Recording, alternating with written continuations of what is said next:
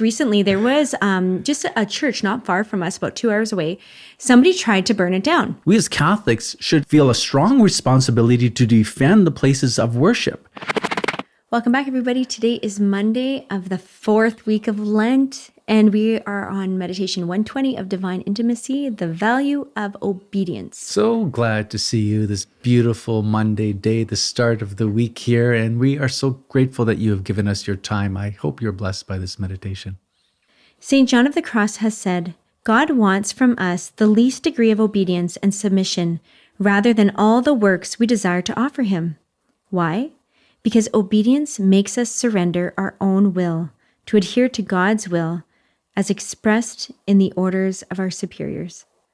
Okay, so it just what really makes me think like obviously I have lots of things that I'd love to give to God and I choose to give to him out of my own desires. But is that really what he wants me to give to him? I think that's a really great question to ask ourselves. And I was thinking, like, how do I know exactly what God wants from me? He just wants the smallest degree, it says here, the least degree of obedience and submission. And I was thinking, what is like kind of the bare minimum as a Catholic in terms of what we can offer to God? And so I just thought, okay, well, that would be probably just following the precepts of the church, which are the basic things that we need to do as a Catholic to, be faithful. And so what are the precepts of the church? And I couldn't remember them off by hand, so I looked them up. So the first one is to attend Mass on Sundays and any holy days of obligation. So that's precept number 1. You got to do at least that. Number 2, you got to get to confession at least once a year. Number 3, you need to receive the Eucharist at least once a year. And I think it even states during the Easter season. So the 4th one is to observe any days of fasting and abstinence. And the 5th one is to provide for the needs of the church. All right. So that's basically the bare minimum. The will of God is expressed in his commandments, in the precepts of the church, in the duties of our state and life. Beyond all that, there is still a vast area for our free choice, where it is not always easy to know with certitude exactly what God wants of us. St. Thomas points out that every lawful authority, even in the natural order, such as the civil and social spheres, when commanding within the just limits of its powers, manifests the divine will. I think a key phrase here is operating within just limits. And that's something that we have to remember when we're dealing with authorities. The authority dealing with just limits. Are they saying something that's within their authority? Just within the government here within Canada, there's unjust laws within our country. And for a society to be just, it also has to have just men. And so we're losing a sense of justice within our society. Men are not just. We're rejecting God. We're rejecting the divine law. Take, for example, hate speech laws here in Canada. We have these laws, but what is hate? Hate is so loosely defined that it could be interpreted by a government to mean anything that this government disagrees with you on could be considered hate. For example, could it be considered a breaking of the hate speech laws if you have or are reading literature that says it is sinful to have sexual relationships with anyone except between one man and one woman in the context of marriage? Well, if that's the case and that meets the definition of hate, then the scriptures are hate speech material. So I think what we have really within this country is a very slippery slope.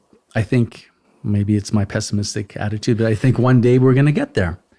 That it's going to be considered hateful to read Holy Scriptures or hateful to interpret the Scriptures as the church teaches that sexual activity is for one man, one woman in the context of marriage, and that marriage is one man, one woman. Anything else is not a marriage. I know even saying such things on YouTube puts you at risk of being demonetized and being shadow banned. But that's the reality. So we have to remind ourselves that because there is an authority, that authority, we have to be careful. Are they saying things that are unjust? Even if there isn't a secular authority, and generally speaking should always be followed, unless they are teaching something that is contrary to divine law.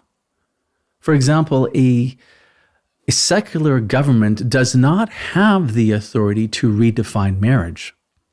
Marriage was instituted by God. It's given to us by God. It is outside of the authority of government. Mm-hmm.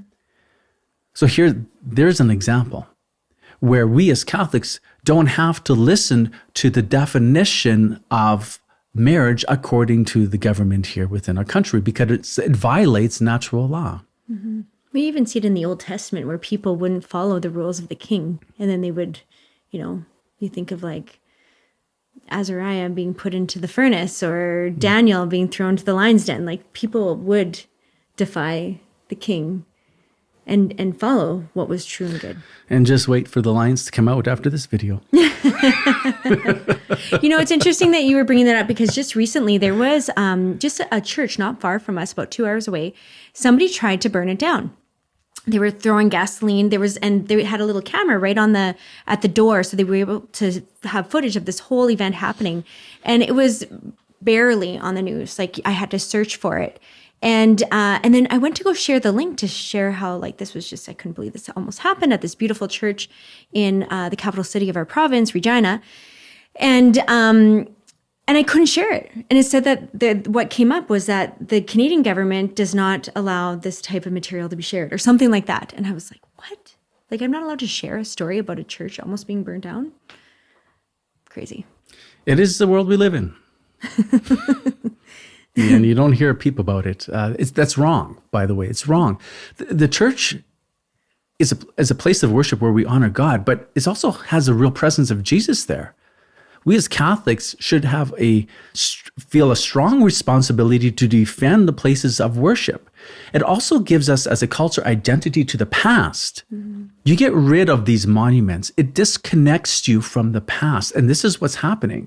Whether it be a church or other type of monument, it doesn't fit within the woke mentality, well, then take it down. Does it mean that everything in the past was perfect? No, it doesn't. But when you start taking down these things, you are attacking a culture's identity and where they have come from.